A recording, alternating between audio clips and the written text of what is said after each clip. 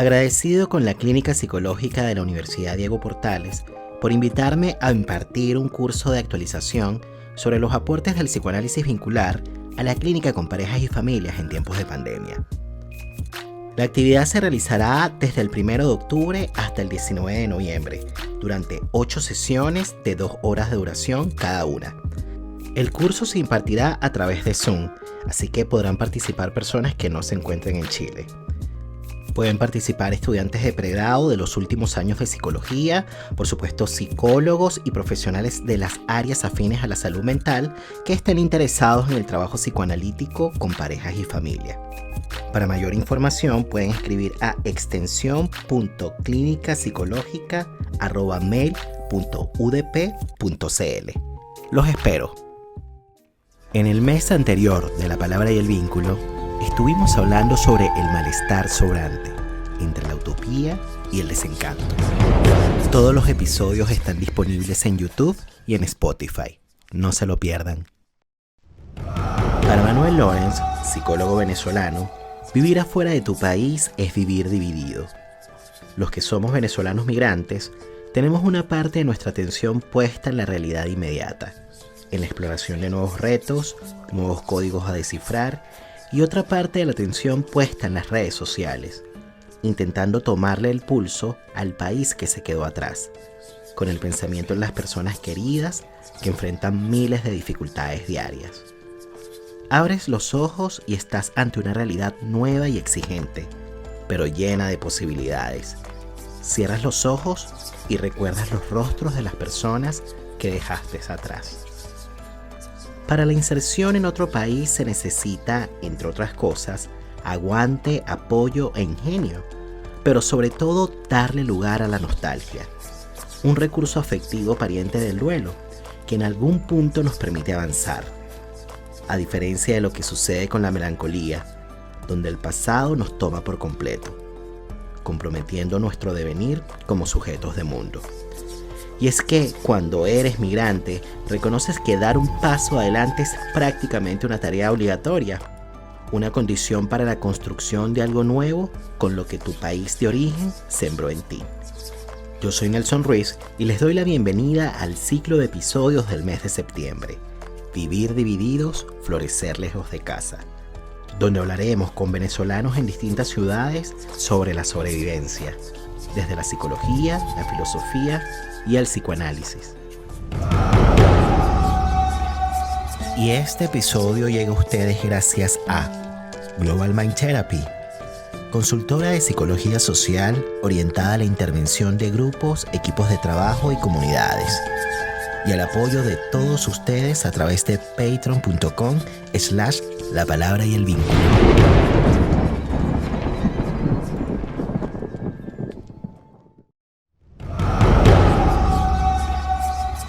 La palabra para traer recuerdos y volver donde fuimos felices. La palabra para nombrar el sufrimiento y no enfermarnos. La palabra para encontrar socorro en momentos de angustia.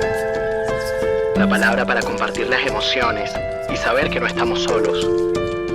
La palabra para denunciar el abuso y transformar amargas realidades.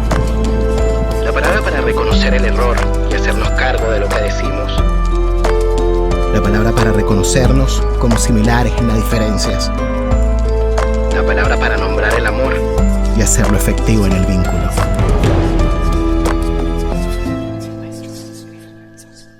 Damos la bienvenida a un nuevo episodio del podcast La Palabra y el Vínculo.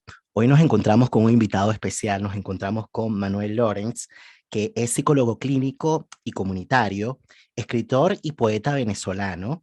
Trabajó como psicólogo del deporte por más de 10 años para la Selección Nacional de Fútbol de Venezuela, acompañando en la preparación de un área fundamental de los jugadores de nuestra querida Vinotinto.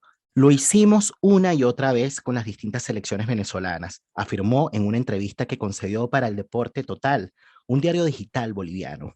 Actualmente realiza la misma labor para la Selección de Fútbol de Bolivia, país donde vive con su familia desde hace 5 años. Bueno, les comento que fue profesor mío en la Universidad Católica Andrés Bello, en la Escuela de Psicología. Él me dio específicamente teorías de la personalidad Y además fue mi jurado de tesis de pregrado en el año 2006, justamente antes de que se iniciaran las grabaciones del episodio, estábamos conversando sobre eso, que la última vez que nos vimos en persona fue en esa fecha. Y bueno, han pasado ya más o menos 16 años. Yo te doy la bienvenida al podcast La Palabra y el Vínculo. ¿Cómo estás, Manuel? Bueno, muchísimas gracias. Me encanta encontrarte aquí. No sabía que era tanto tiempo y me encanta escucharte en todo lo que has ido desarrollando en Chile. Encantado de estar aquí contigo. El encanto, el gusto es compartido. Yo de verdad estoy muy contento y honrado de tenerte acá porque de alguna manera eres un representante de una época, podría decir en un principio, y por otro lado, un representante también de un grupo, ¿no? De un cuerpo docente que nos acompañó, bueno, a algunos por 5 años, a otros por 6, por lo general, el promedio de graduación en la Escuela de Psicología era de 6 años, y bueno, evidentemente muchos de los que egresamos pues de esa escuela recordamos con mucho cariño ese cuerpo docente porque bueno, eran profesionales muy serios, muy rigurosos, pero también muy cercanos y en realidad, bueno, a mí no me da vergüenza decirlo, uno se sentía como de alguna manera en una especie de continuidad, ¿no? De lo que era el colegio, porque claro, era estar con las mismas personas por 5 o 6 años y se creaba un ambiente familiar muy bonito, ¿no?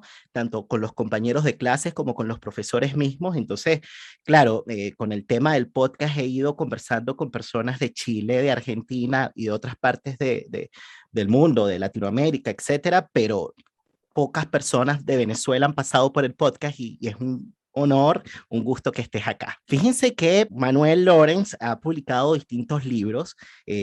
Manuel publicó, por ejemplo, Niños con experiencias de vida en la calle, Belleza propia, Arte, adolescencia e identidad, Dolor País, Terapia para el Emperador, y es coautor de Dicen que están matando gente en Venezuela. Es un título bien contundente, ¿no?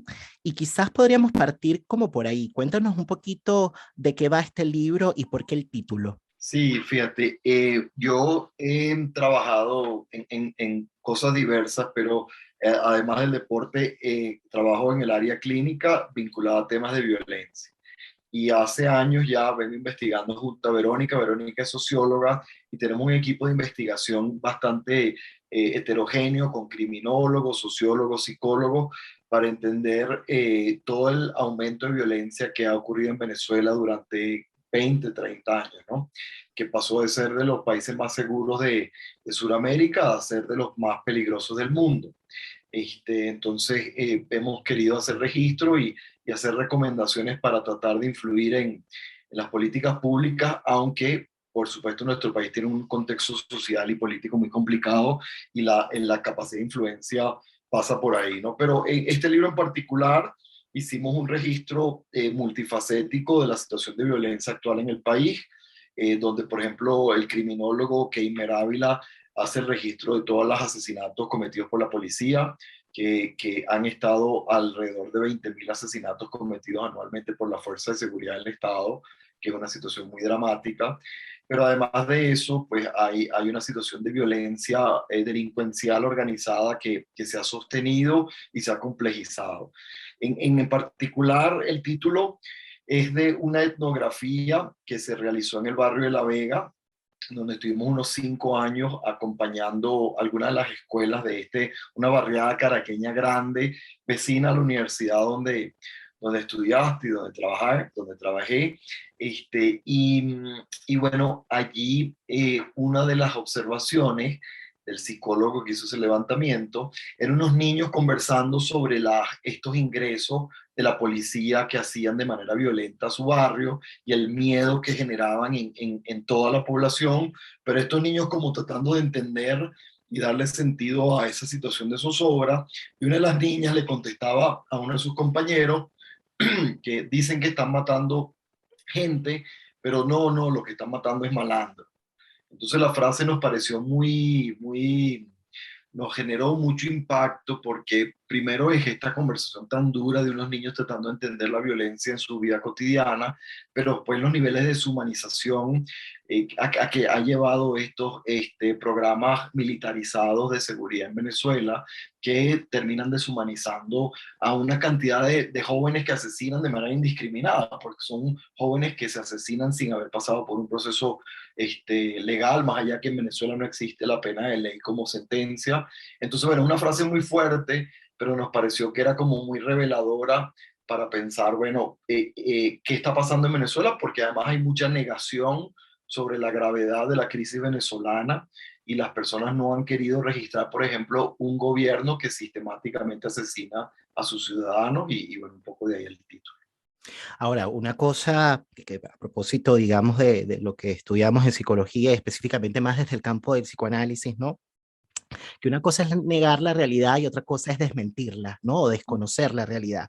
Evidentemente, los efectos que eso trae a nivel subjetivo y también a nivel social son distintos, ¿no? Por ahí tú decías la negación, ¿no? De una realidad y bueno, lo pondrían como en suspenso, ¿no? Como entre paréntesis, porque no sé si se trata solo de una negación o si se trata de una especie, digamos, de acuerdo colectivo, ¿no? Tácito, en donde justamente entre varias personas desmienten o desconocen de manera sistemática una realidad que por supuesto no deja de traer consecuencias, ¿no? Sí, sí, la discusión es relevante y bueno, abierta al debate. En el caso de Venezuela, parte de lo que he registrado es que para mí el gobierno de manera sistemática utiliza mecanismos para desmentir realidades muy gruesas, que ellos además hacen ese doble efecto de promocionarse como violentos y promocionarse como pacíficos al mismo Uh tiempo. -huh. Entonces, por ejemplo, estos programas de seguridad ciudadana militarizados que fueron sistemáticamente asesinando jóvenes en barrios populares, se llamaron las operaciones de liberación del pueblo. Y después de uno de los masacres como más controversiales, que hizo que toda la comunidad volteara a ver, bueno, qué pasa con los derechos humanos en Venezuela, continuaron estos mismos operativos, pero le cambiaron el nombre a operaciones humanizadas de liberación del pueblo. Entonces, hay muchos gestos donde hay como un uso bastante macabro del lenguaje, desmintiendo lo grave de los asesinatos y más bien dulcificándolo como si fuese unas acciones hacia el bien. Tenemos cosas como desfiles militares que terminan en haciendo corazones con los militares desfilando en forma de corazón o desfilando con el símbolo antinuclear de la paz, que son, bueno, evidentes contradicciones, donde te estoy mostrando que soy una fuerza militar y al mismo te estoy diciendo que yo todo esto lo hago con amor y todo esto lo estoy haciendo con intenciones pacíficas. Entonces, yo creo que mucho de este doble discurso lo ha promovido activamente el gobierno y pues del lado de la comunidad internacional acaba el debate de qué tanto la gente no se ha enterado o no se quiere enterar de la gravedad de los horrores de abuso de derechos humanos que ocurren en el país, ¿no? Claro, pero pensando de nuevo en el tema de las consecuencias, una de las consecuencias más contundentes ha sido la diáspora. Por un lado aparece todo esto, digamos, este mecanismo que podríamos llamar un poco como perverso, ¿no? Una perversidad vincular que eso trae, ¿no? Relacionado justamente con el tema de las desmentidas o de la política denegatoria, ¿no? Eh, pero claro, pensando en concreto para el ciudadano de a pie, la consecuencia más directa es justamente esto que acabamos de mencionar, ¿no? El tema de la migración, ¿no? Que quizás nos podríamos meter allí como en materia, Manuel, y quizás diferenciar si es lo mismo hablar de migración, hablar de exilio, ¿no? Eh, que hablar de diáspora, ¿no? Que son palabras que están relacionadas, pero no necesariamente son lo mismo, ¿no? Si pudiésemos hablar un poquito sobre eso. Sí, sí, también es muy significativo porque, bueno, porque el lenguaje, como sabes tú muy bien, como psicoanalista, pero también en términos políticos, tiene Mm. significado el lenguaje, ¿no?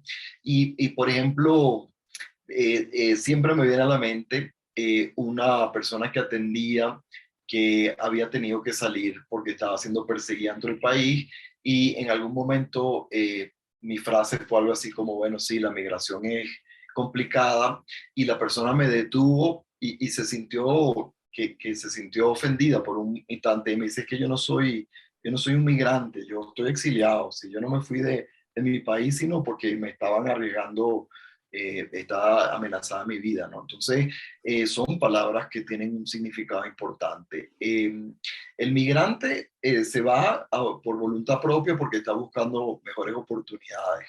El exiliado no le queda otra que irse.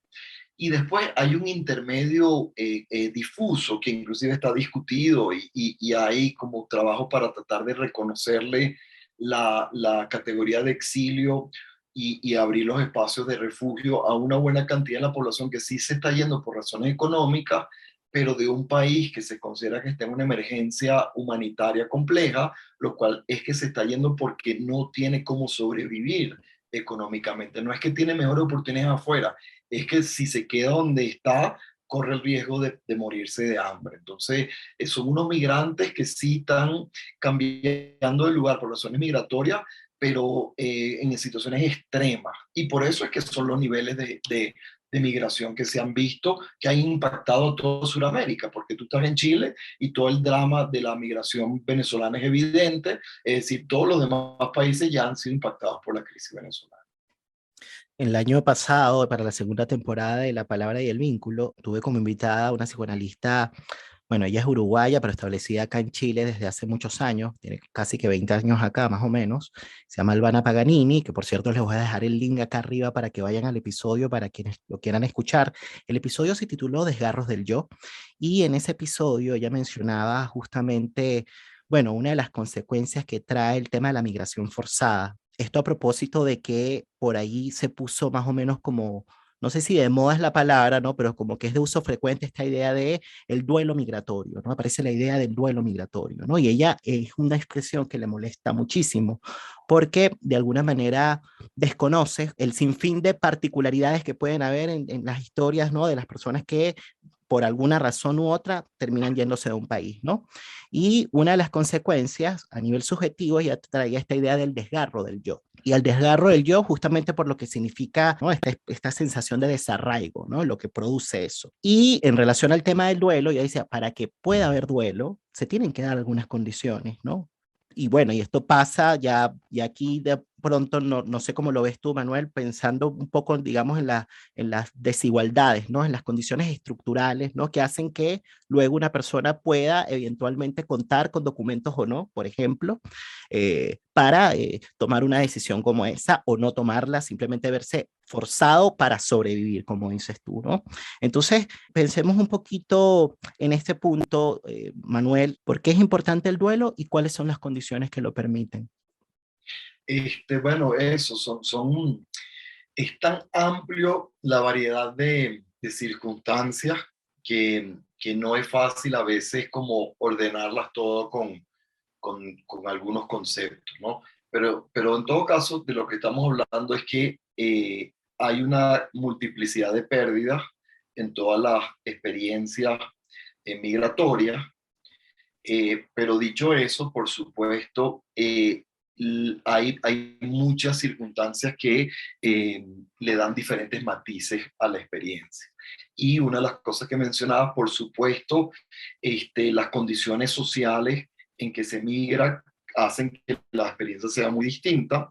Y también sabemos que las vulnerabilidades tienen efectos multiplicativos. Entonces, una persona que vive en una situación de mucha precariedad social en su país de origen como Venezuela, pues probablemente va a tener unas condiciones de migración bien complicadas, ¿sí? Y en medida que los países están más en crisis, pues las condiciones de migración en general son más complicadas, como por ejemplo mencionar el tema de los papeles. Es decir, ya la migración es difícil, pero para un venezolano renovar el pasaporte es un drama que muchas veces no se logra y entonces tienen que emigrar sin papeles y empiezan estas situaciones angustiosísimas en el resto de los países cada vez que tienen que enfrentar una situación burocrática en sus países de recepción, ¿no? Entonces, bueno, ahí hay una cantidad de efectos multiplicativos de estar sin una base jurídica de apoyo de tu identidad que hace más difícil la experiencia. Entonces, el duelo es el proceso emocional para tratar de tramitar las pérdidas, ¿no?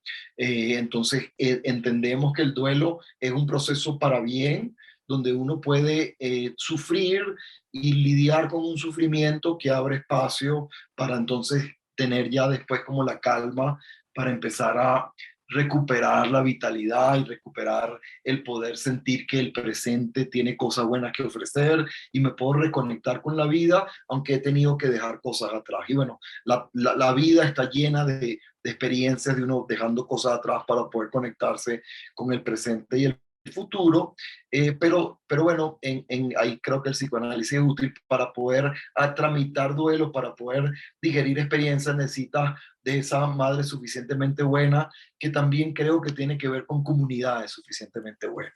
Es decir, si yo tengo algo que me contiene, que me acompaña, que me permite sentir que pueden tolerar mi dolor, que me van a esperar en alguna medida, que van a soportar que yo no estoy en mi mejor condición, es más probable que yo tenga el espacio para expresar mi dolor, para reconocerlo inclusive, para poder hacer conciencia.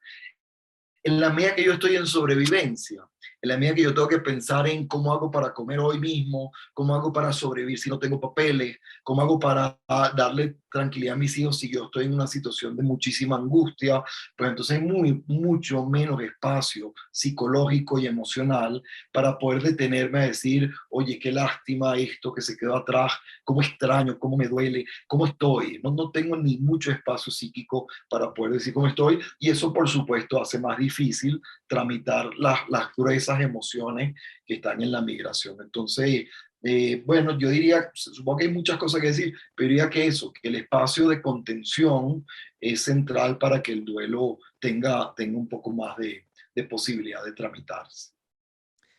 Muy interesante esta idea que decías de comunidades, ¿no? Esta referencia, ¿no? Por lo comunitario, porque, bueno, puede sonar quizás rimbombante, pero no es para nada rimbombante, porque yo lo relaciono mucho con esta idea de encontrar un lugar, de sentirte parte, ¿no? De un todo, ¿no? Y bueno, yo creo que para los que somos migrantes, es difícil, ¿no? Es un camino que bueno, que toma su tiempo, ¿no? Tiene distintas paradas y bueno, paradas que vienen acompañadas con momentos de satisfacción porque vas conociendo personas muy chéveres en el camino, también momentos de desaliento, de desilusión, como todo, ¿no? Como lo que es la vida misma, ¿no? Pero eso, tener un lugar es lo que me surge cuando hablas de lo comunitario, ¿no? Y este sentirse parte de un todo, y eso es una condición justamente de posibilidad para tramitar, ¿no? El tema del duelo, ¿no? Pero hay algo que tú mencionabas en un libro que se titula Florecer lejos de casa, para el que participaste en el año 2018, que fue publicado en Uruguay, y este libro lo compiló Ángel Arellano, y tú mencionabas que es muy importante sentir que no se pierde el horizonte, porque si uno siente que pierde el horizonte puede enloquecer, ¿no? Y hay distintas maneras, bueno, justamente el no sentir que tienes un lugar en el otro, ¿no? En la mente del otro o en los afectos del otro, eso te puede llevar a la locura, ¿no? Y efectivamente, una de las cosas que de pronto trae, o una de las consecuencias que trae la falta de elaboración de un duelo, tiene que ver justamente, bueno, pensamos en psicoanálisis, que te puedes caer en una posición como melancólica, ¿no? Y quedarse melancólico no necesariamente, aunque puede ser, pero no necesariamente es sinónimo o es equivalente a estar tirado en una cama. Pueden haber otras caras, otros rostros de la melancolía, ¿no?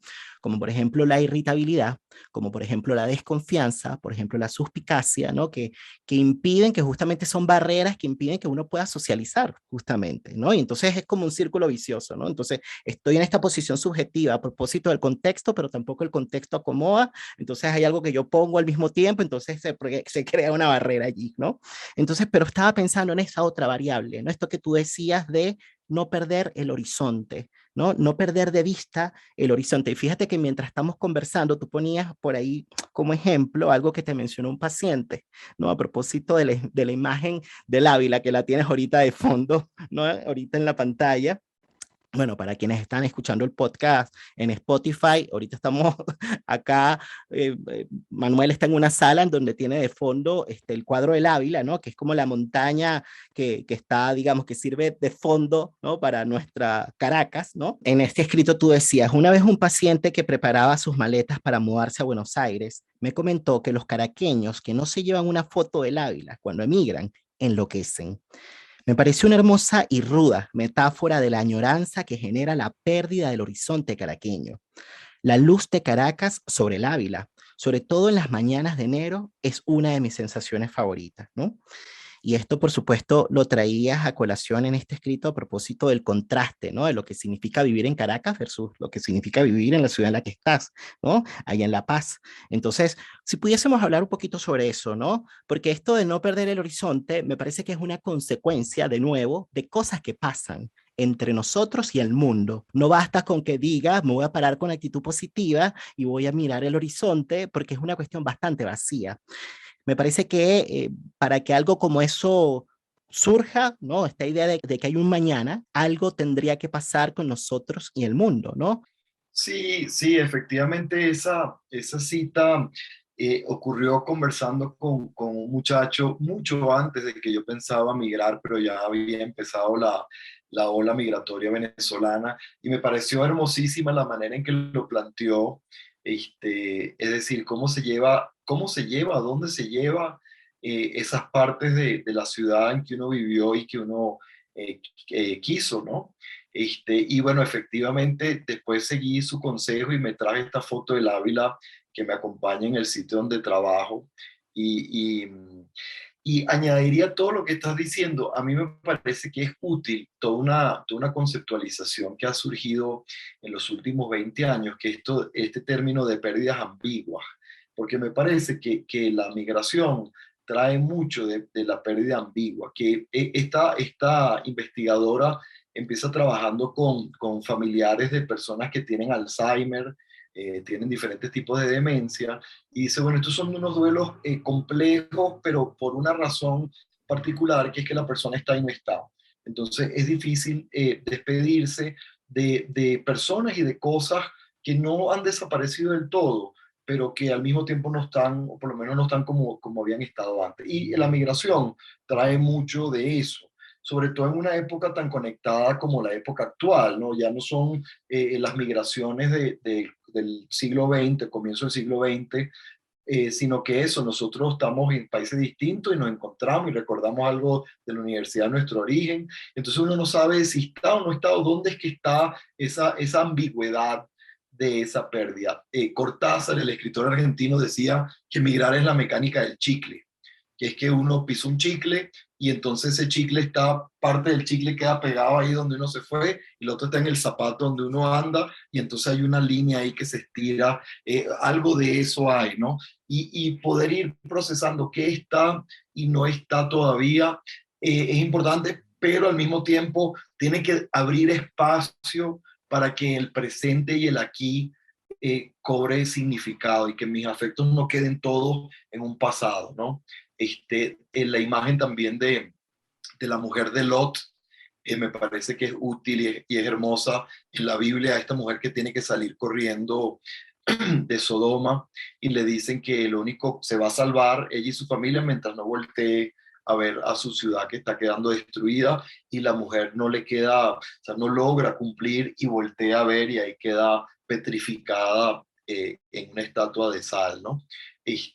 Bueno, yo creo que es imposible no voltear a ver. Lo que no queremos es quedarnos petrificados viendo y no poder seguir hacia adelante, ¿no? Entonces, de esos procesos de dónde ubico eso que se quedó atrás en mis afectos actuales, es una tarea importantísima para ver qué puedo, o sea, La Paz es una ciudad de una luz bellísima y es de una ciudad de montañas que disfruto mucho, pero necesito un poquito de estar en paz con lo que dejé atrás para poder disfrutar lo bonito de lo que el presente trajo, ¿no? Claro, pero tú por ahí decías en el escrito, a propósito de La Paz, que el cielo es muy luminoso, es demasiado resplandeciente, entonces como que cuesta de pronto poder como que apreciar el paisaje por lo luminoso que es. Pero claro, de alguna manera como que lo que señalabas después es que a propósito de que algo pasó contigo, ¿no? Estando allá, ¿no? Y también, digamos, a propósito de tus afectos con Venezuela, que llegó un momento en el que el sol dejó de ser tan incandescente y empezaste a ver un poco más los colores, ¿no? Como los matices, ¿no? Y bueno, da cuenta justamente de lo que es la subjetividad, ¿no? Porque es exactamente el mismo lugar, solo que se percibe después distinto a propósito de que algo pasó con uno, ¿no? Y sus afectos. Pero volviendo como que a la idea, digamos, de lo que permite recuperar un poco el flujo deseante, podría decir, y pensar que hay un mañana, ¿no? Un horizonte, solamente basta con que nos sintamos parte, Manuel, o hay otras condiciones también. A ver, eh, supongo que sí, el sentirse parte es importante, pero eso tiene tantas formas. Ujú. Sentirse parte puede ser una esquina pequeña, ¿no? Una esquina pequeña de un vínculo, de alguien que escucha, alguien con quien puedes volver a compartir quién ha sido, ¿no? En el caso mío, también yo me vine con mi familia, o sea, mi esposa, mis hijos, y el núcleo familiar lo ha hecho más fácil en el sentido que es un lugar donde continuamente compartimos ese proceso, ¿no? Y eso creo que ha sido bueno. Y con eso lo que te quiero decir es que a veces son esquinas pequeñas, ¿no?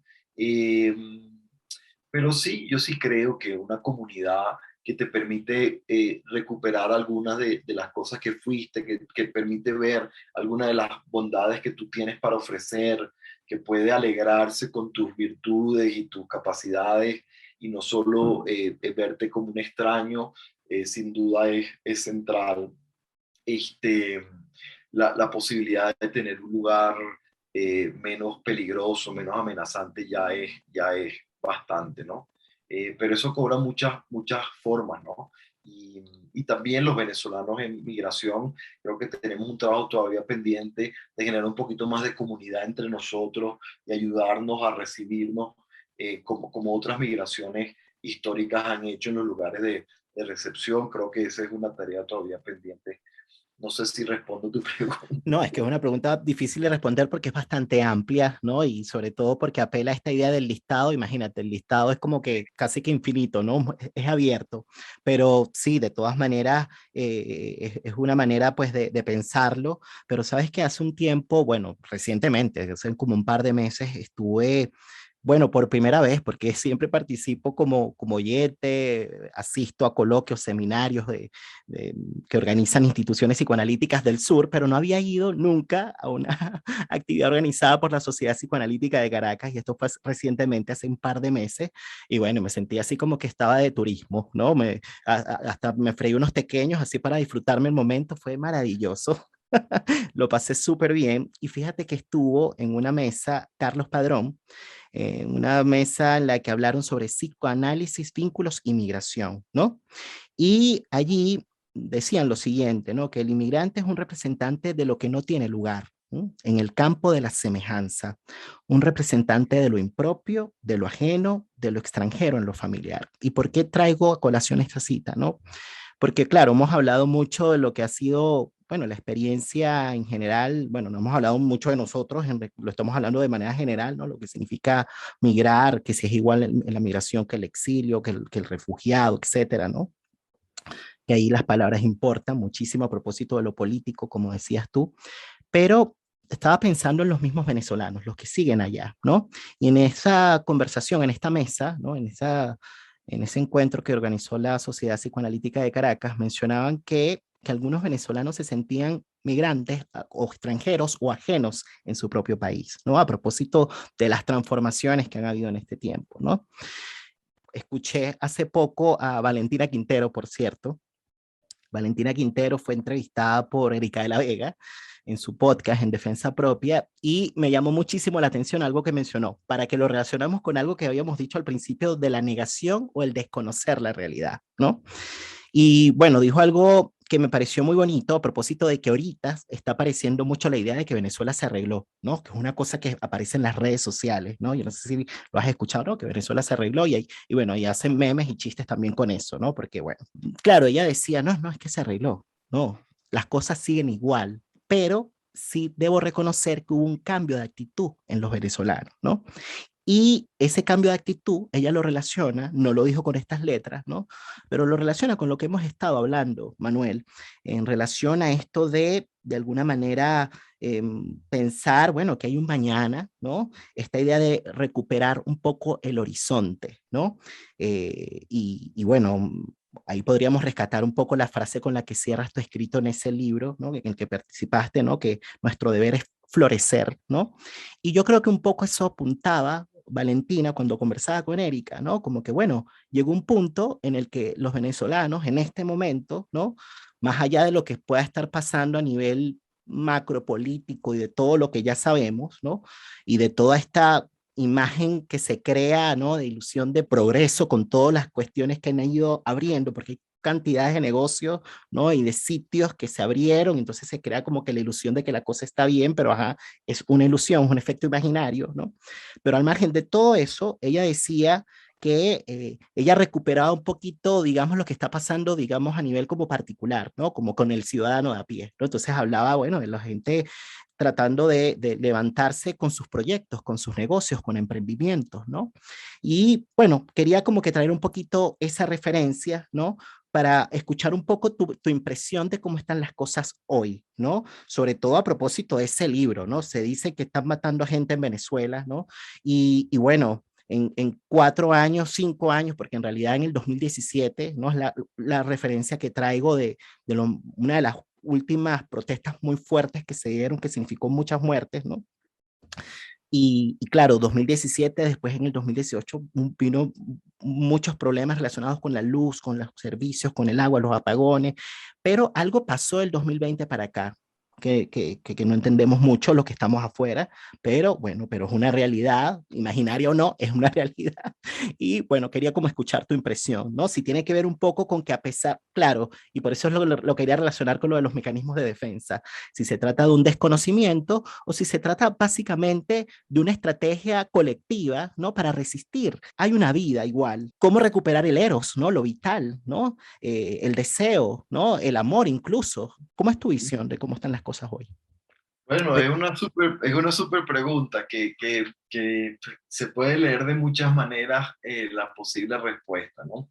Eh, a ver, una de las cosas dentro de esa controversia es que las dimensiones de la crisis venezolana son realmente históricas para Latinoamérica a nivel económico. Si nada más empieza por lo económico, la cantidad de meses de hiperinflación superan las famosas hiperinflaciones argentinas, brasileras, bolivianas. Es una crisis económica de unas dimensiones dramáticas. En cuanto a deterioro de la capacidad productiva, pasamos de ser un país famoso por su petróleo, que pasó de producir 4 millones de barriles diarios a 400.000, es decir, al 10% de su capacidad productiva. Desmantelaron un sistema productivo a nivel. Entonces, nada más eso. Si vamos a niveles de política y derechos humanos, podemos imaginarnos que las proporciones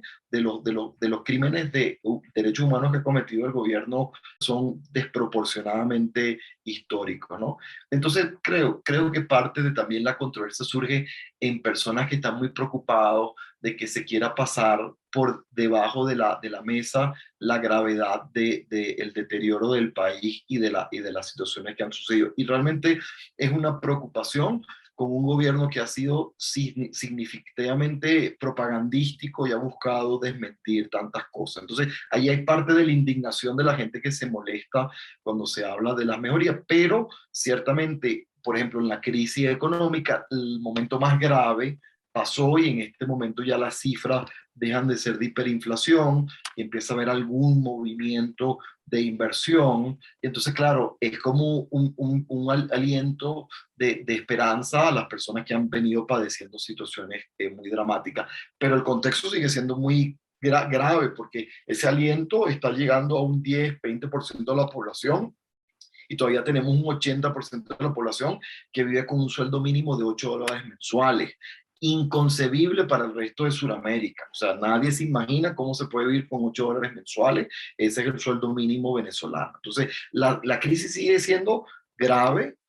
Hay una mejoría y estamos contentos de que haya una mejoría y al mismo tiempo, estás diciendo, y estoy de acuerdo, en medio de tanto sufrimiento, cómo se sostiene la vida y hay una capacidad de vitalidad que hay que seguir como rescatando. Y yo creo que tiene su lugar y que ha sido valioso. Y ahí hay de las cosas que me reconcilian con lo venezolano.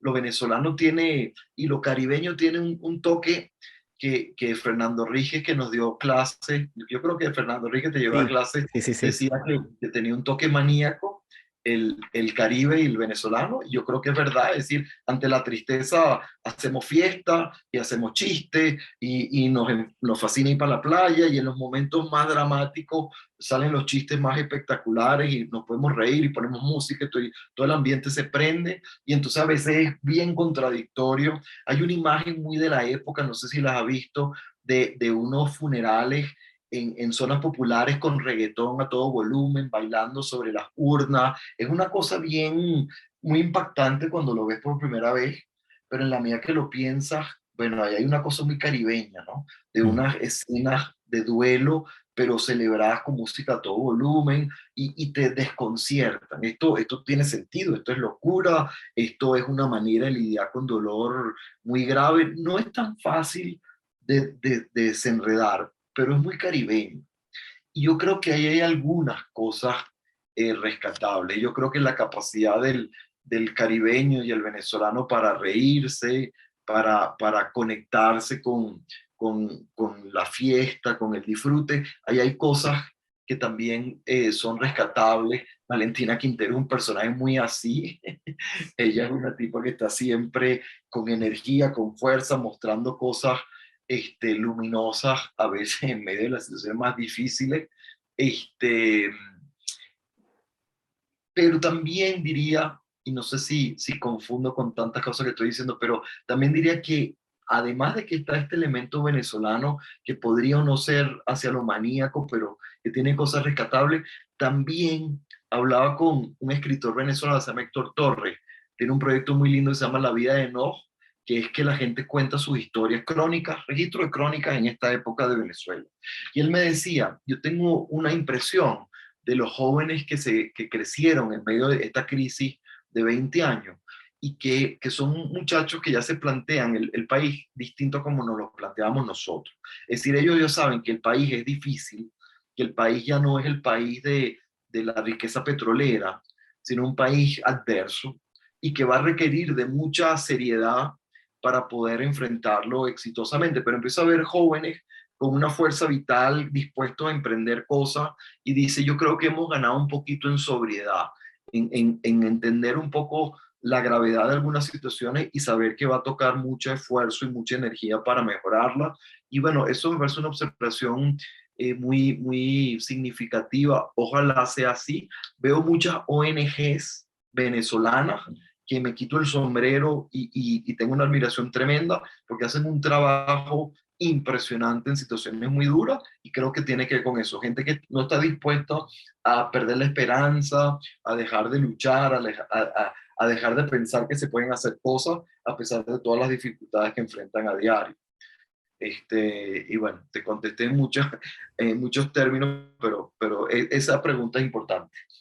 Sabes que a propósito de esto que mencionas, quisiera retomar unas palabras, ¿no? Que dijiste, bueno, para una conversación, una entrevista más bien, que te hicieron hace poco, ¿no? Para el diario Pro Da Vinci.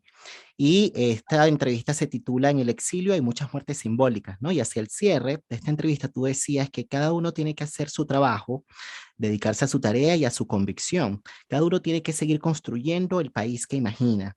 Ya veremos cómo caen las cartas. Yo creo que este horror, este fracaso, va a terminar implosionando. No lo puedo saber, pero tenemos que seguir construyendo lo que el país sembró en nosotros, ¿no? Un poco aludiendo a esta idea de que nuestro deber es florecer, ¿no? Que es una frase que, va a no caer en romanticismo, es una frase muy linda, sí, pero me parece muy, muy potente, ¿no? Porque recupera mucho, digamos, esta idea de lo vital, ¿no? También de lo político, ¿no? Y con esto podríamos ir cerrando esta conversación, Manuel, un poco como para traer, ¿no? Esta idea del fracaso, ¿no? Porque esta idea del fracaso tú la mencionabas a propósito de algo en particular, ¿no? Pero si la pudiésemos desarrollar un poquito en esta conversación, porque podríamos decir que en parte esta diáspora, ¿no? Venezolana es consecuencia de un fracaso, ¿no? Eh, pero es un fracaso de qué tipo, si lo pudiésemos conversar. Bueno, me captaste perfecto porque, fíjate, eso es como eso viene de una cadena de ideas de, que empieza con un poeta venezolano muy importante que es Rafael Cadena.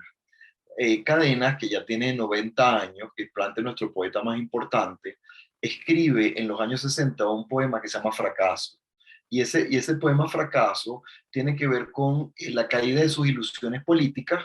Él milita en la izquierda, es preso y exiliado en Trinidad, y ahí hace una depresión muy grande en su migración, en su exilio, y una de las cosas que sale es un poema que se llama Derrota y otro se llama Fracaso. Y él está tratando de escribirle a su generación, a su proceso interno, pero también a su generación. Y un psicoanalista junguiano que se llama López Pedraza, que hace su obra en Venezuela, empieza a hablar de conciencia de fracaso como un concepto importante. Y le hablaba de los caribeños, que era importante el consenso de fracaso, porque de nuevo, esta fiesta continua a veces imposibilitaba terminar de hacer conciencia de fracaso, y eso empujaba estos proyectos titánicos, estos programas de gobierno siempre salvacionistas, que todo lo iban a lograr y que el petróleo facilitaba para pensar. Que necesitábamos como generación y como país algo de conciencia de fracaso para poder examinar bien qué es lo que no hicimos bien y qué es lo que tenemos que rescatar dentro de lo que sucedió, pero que tenemos que empezar a pensar de otra manera y no pasar de esperanza en esperanza y de promesa electoral a promesa electoral, sino cómo nos examinamos un poco más de frente.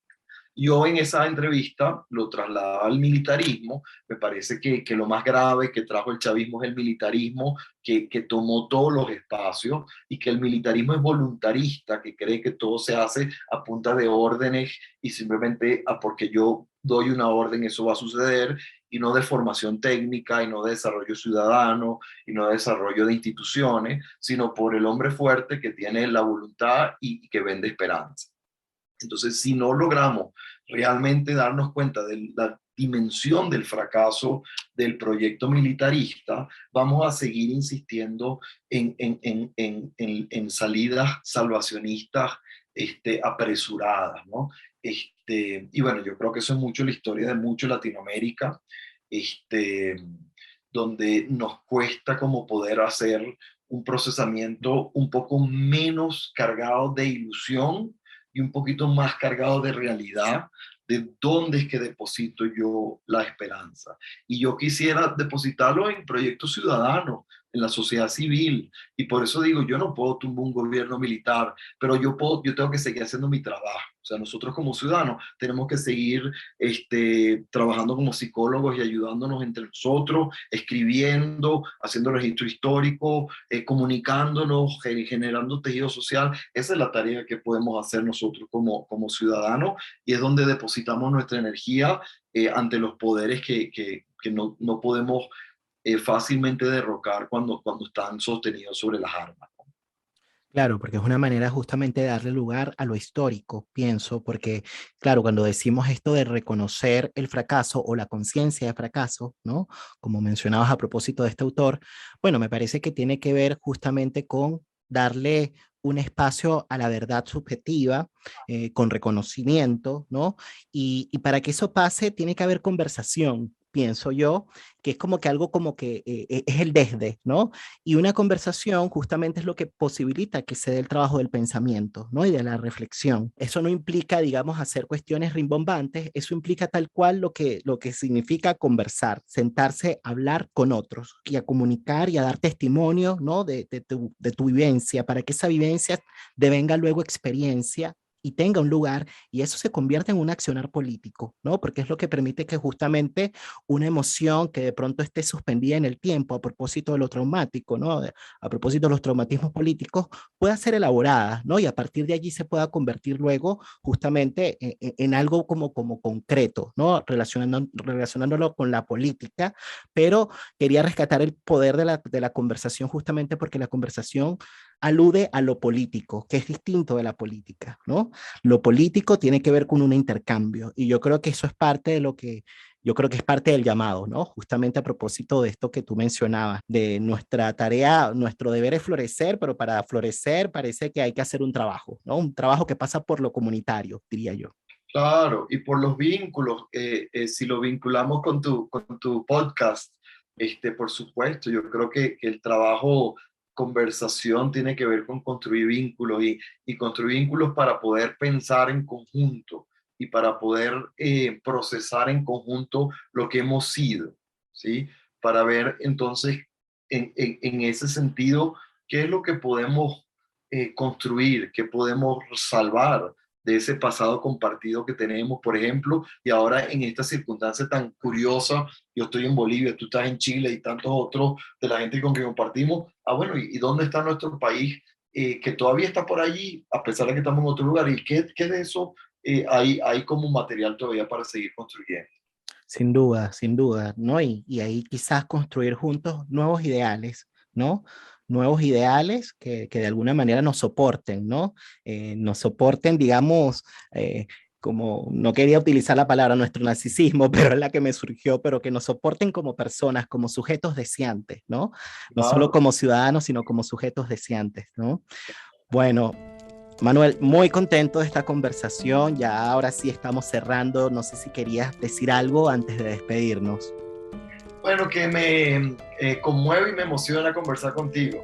Qué chévere verte en tu trabajo. No parece 16 años desde la última vez que nos vimos, parece mucho menos. Pero eso, me encantan las preguntas que me hiciste, que me invitaron a pensar y que de alguna manera también son parte de esa conversación que seguimos teniendo los que compartimos un espacio en un momento dado. Entonces te agradezco mucho. No, muy agradecido por tu tiempo y agradecido también por esos años, ¿no? De docencia que entregaste a la universidad. Bueno, por ahí le estuve diciendo a algunas personas, porque yo suelo no anunciar quiénes son los que van a estar en el podcast muy histéricamente, ¿no? Pero a algunas personas le dije, va a estar Manuel, y se alegraron muchísimo. Así que, bueno, no estoy solamente contento yo, hay otras personas contentas de que esté acá en La Palabra y el Vínculo. Así que muchísimas gracias y ojalá que tengamos más adelante oportunidades para volver a vernos, ¿no? Seguir conversando, un abrazo grande. Te Seguro que sí. De esta manera damos cierre a un nuevo episodio del podcast La Palabra y el Vínculo. Muchas gracias por estar allí del otro lado de la pantalla. Recuerden que si les gustó este episodio, dale like y compartan, porque esas cosas como que ayudan en el mundo de YouTube. Y bueno, estén muy atentos para los próximos episodios de La Palabra y el Vínculo. Nos estamos viendo pronto. Chao. Como migrantes es imposible voltear a mirar lo que dejamos atrás. Lo importante es no quedarnos petrificados cuando el marco de lo que fuimos se desdibujó por completo.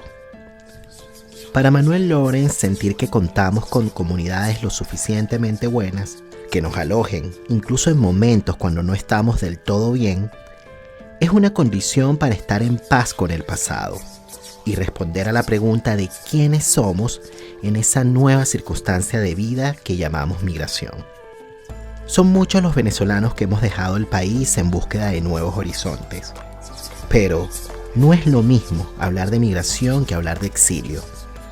La diáspora venezolana nos propone pensar lo que no hemos hecho bien como sociedad, no solo en el campo de la política, sino de lo político, relacionado con nuestras opiniones que tienen nuestros vínculos, afectos, valores y prácticas sociales.